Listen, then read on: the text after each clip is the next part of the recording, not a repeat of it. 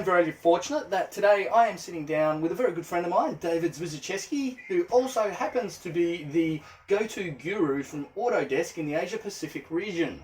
So thank you for joining me, David. Oh, my pleasure, mate. My pleasure. I mean, like, we'll have a bit of a chat about, because you have access in Australia. You've got access to basically all the studios. Everyone who runs a studio of any kind always seems to contact you because you've got access to the software and a broad knowledge of the way that studios work, both games and film. Yeah. You've been a part of both of them for so long. I have. Thanks, Kim. And thanks for giving me the opportunity to talk with you today.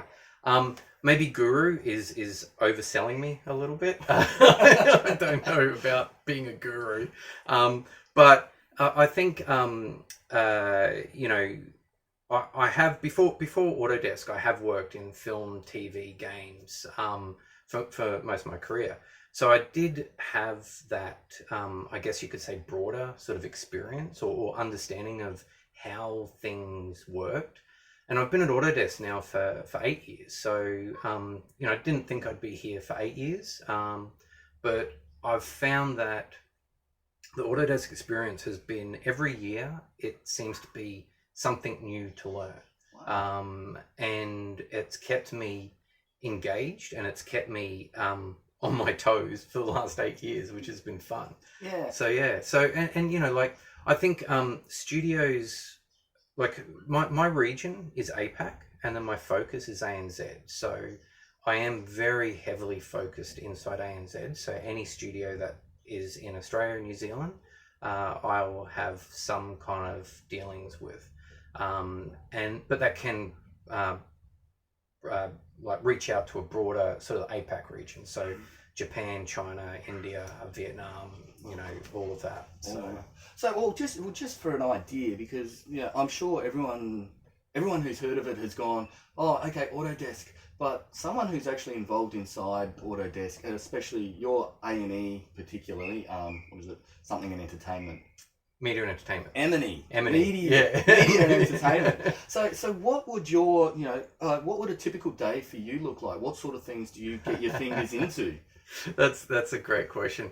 There is no typical day.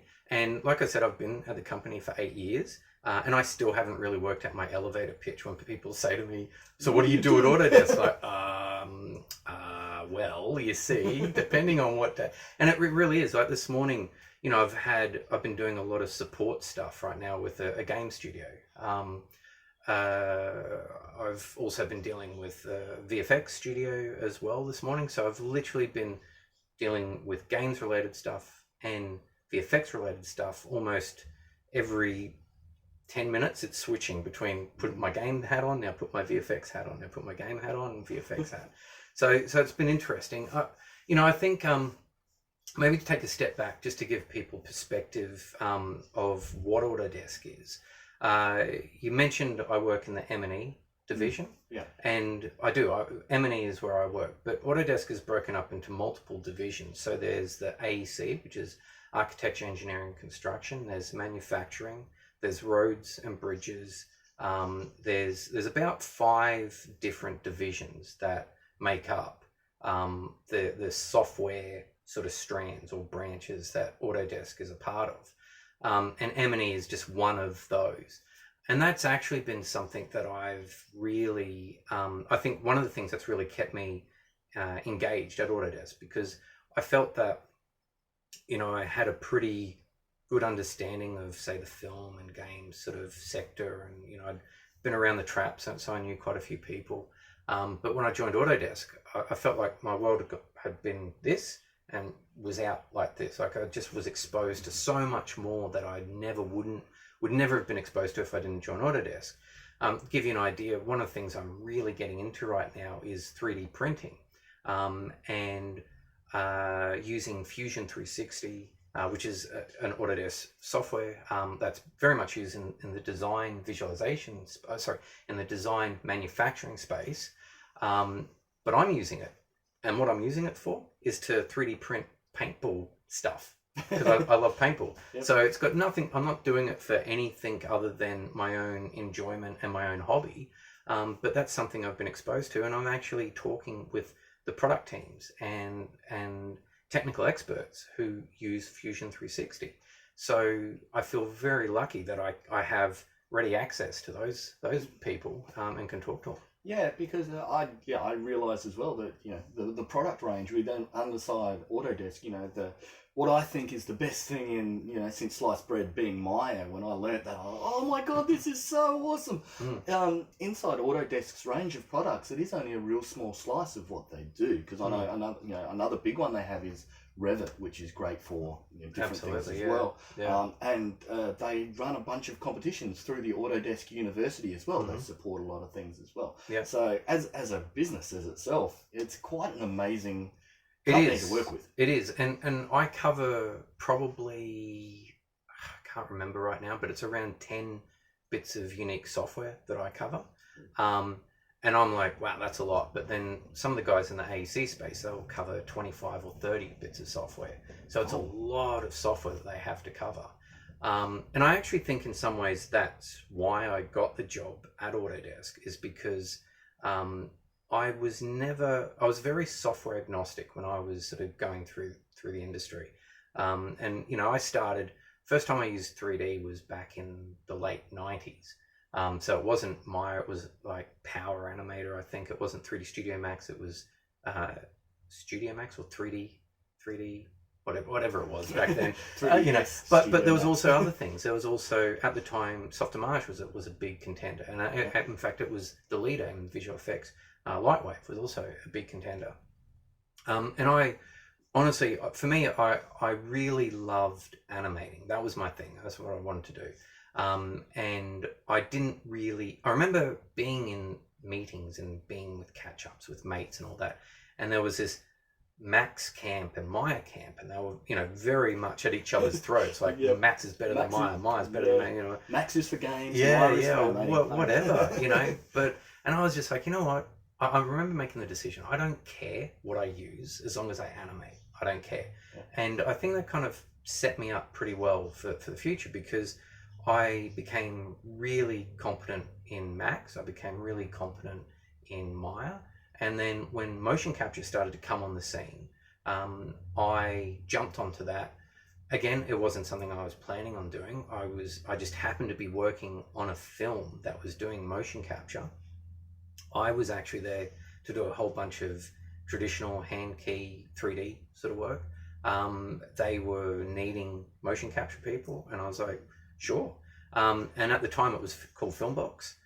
So I started learning Filmbox, which then it changed its name to Motion Builder, and then at some point Autodesk bought it. So, I have had a lot of experience using Motion Builder as well. Yeah. Oh, yeah, I think this is the thing. Like a lot of people like me as well get very pigeonholed in what they do. Whereas, like you said, you were at the start. You got to, when you were working in the industry, you were right at the start where so much was open. You could actually pick and choose going between.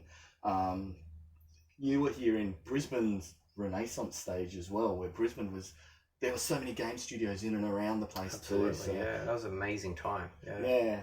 So with that, looking at time as a perspective sort of thing, you've gone through the career and where you sit now. How do you think the industry as a whole within the Asia Pacific region, especially before COVID, think about before that, where the games and the media industry itself was heading? Were we on a good trajectory to start making big stuff?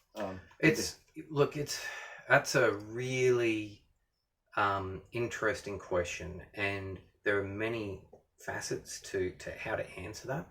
As a whole, if you just looked at the dollar value, absolutely, the Asia Pacific region was by far ahead of everywhere else. Most of the work was coming in here. Most of the work was set up.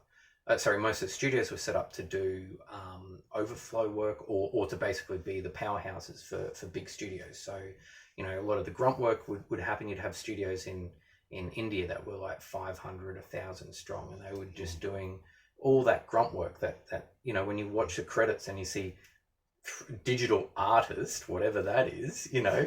Yeah. And it's just row after row after row after row of people. Because digital artists can be, there's so many things you can wrap digital art, you know, up into that title of digital artist. A lot of those people were Indians or from Vietnam or in China or, you know, some of the Philippines or some of those other places. So they were very much geared towards that. And when you looked at the dollar value, yeah, there was more work happening in that region than was happening in Europe and was happening in North America. And that was before COVID, absolutely. Since COVID, I would say a big part of that part of the industry has fallen apart. That basically, you know, there is no work going on right now. No one's shooting anything. They can't shoot stuff, and what is being shot is at a much smaller scale and at a much smaller volume of work that's being shot. So these big studios of 1,000 people that were designed to do all this grunt work, they no longer have any work that's coming in. So they're all shutting down right now. So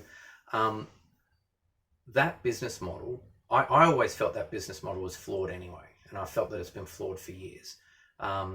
That business model, I think, is completely falling apart now, and I don't necessarily think that's a bad thing. That said, though, I do understand that there's a lot of people whose livelihoods are based off that business model.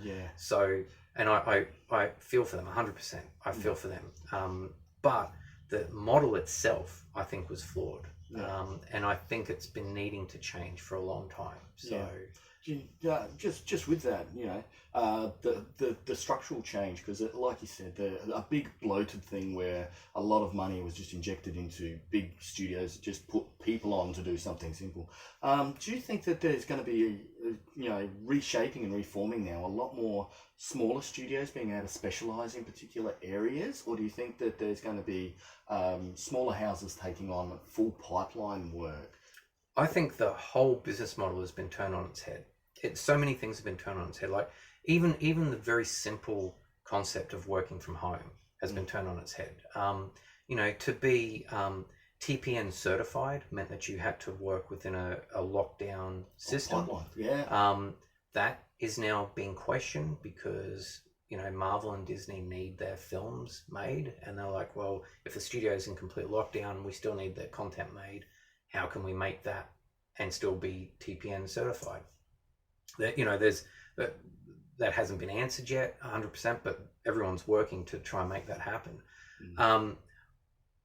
You know, I'm sure you've experienced this in your career. I know I've experienced this a million times where I've had to fly to various parts of the world because I had to be at that studio to work on that. The notion of them remoting that work to me and me working from home was yeah. But now that's become something that every studio is looking at and going, well, what can we do this? And yes, we can. Is that causing issues? Well, yeah, it's causing new issues, but it's also resolving other issues. You know, there's massive amount of cost savings that you get as a studio by not having someone in your studio. There's also other costs that you have to incur now by not having that person in the studio. But I think smaller studios now can compete with bigger studios. I think individuals can now set the tone of where they want to work or how they want to work a lot more. That it's less them being told you have to be here, you have to do this, and more back on the artist saying, well, I would prefer to live in Byron Bay, stay in Byron Bay, and not have to travel to wherever to do the job. So I think all of that is changing right now, and it's changing at a rate of knots, which is really incredible. Like you know, I've been working from home for 5 years at Autodesk, but when I got the job at Autodesk, they said you have to be here in Sydney, and then I spent the next 2 years on an aeroplane bouncing all over the world, and I was like, well, why did I have to be in Sydney? You know, I'm never there anyway. And then I remember talking to my boss about it, and he said, well, I don't see that being an issue because you're never in the office anyway. And he said, as long as you can prove that it's not going to impede your duties, then I don't have an issue with you, working from home. And so I had to put a business case together to prove, and then it was on a temporary sort of like, trial. Yeah. And then after about a year, they were like, yeah, whatever. And then I still get people in the Sydney office going, oh, I didn't ever realize you're working from home. It's like, well, for 5 years. But part of that is, making sure that you're visible in communication. You have to be, if you are working from home, you have to be extra communicative. You have to talk more. You have to be on emails more. You probably have to be in meetings more, because you need to be seen. You need to understand what's going on. Yeah. So that there's always a bit of a trade-off. No, I've found that like just with the studio work that I've done as well.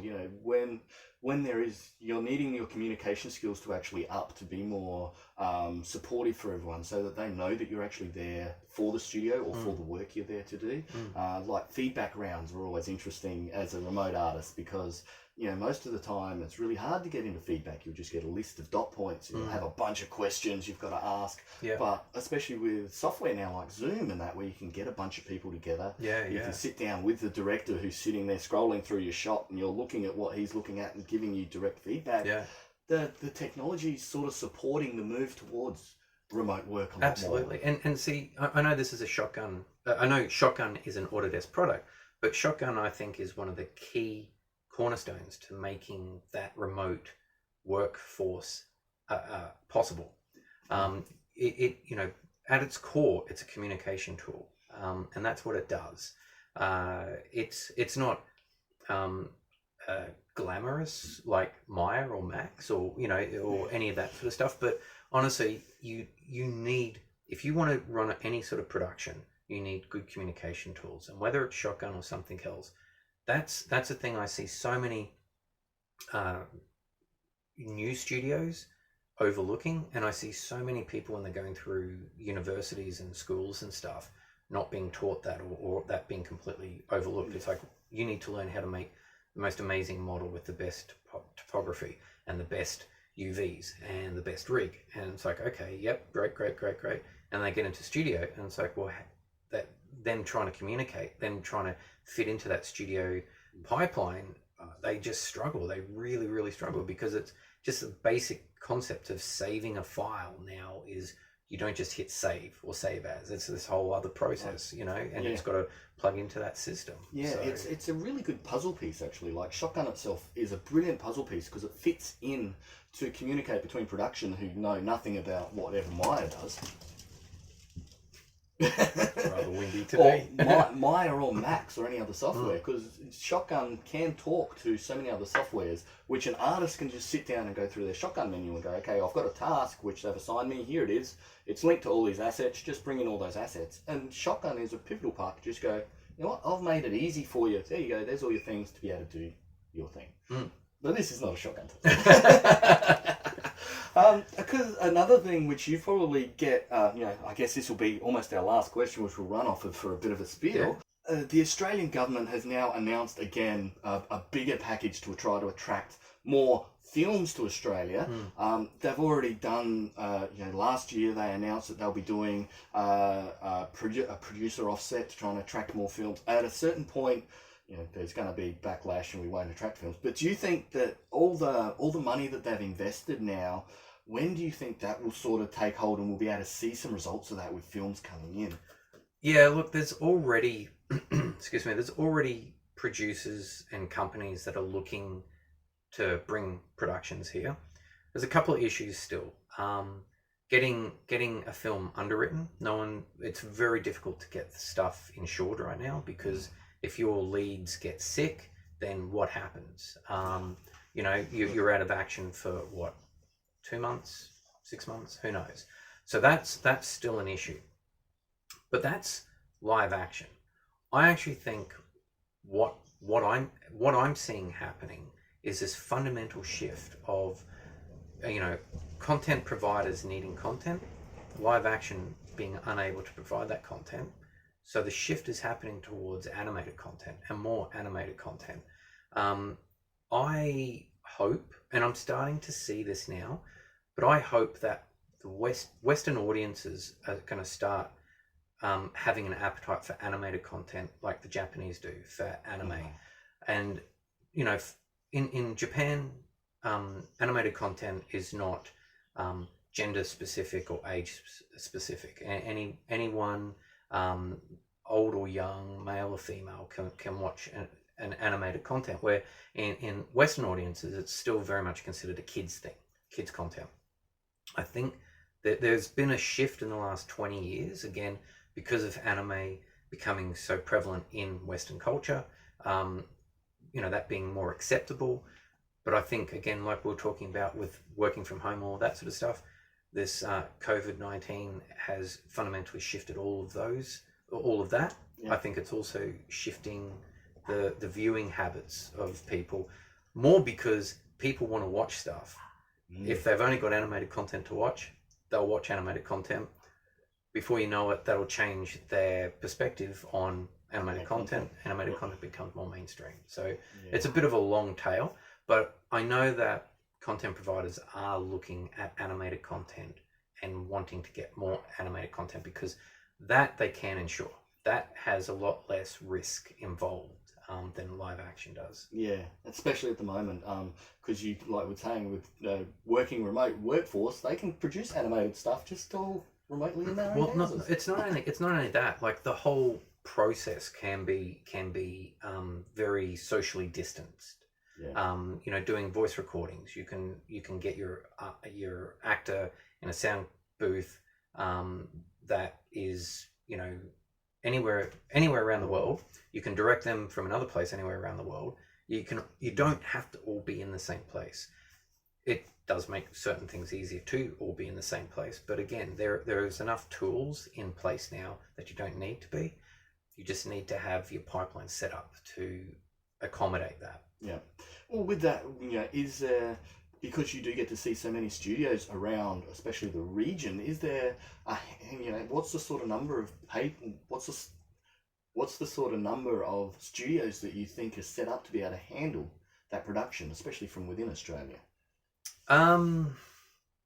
What sort of scope do you mean? Like a full animated film? Probably full animated film or a full animated series.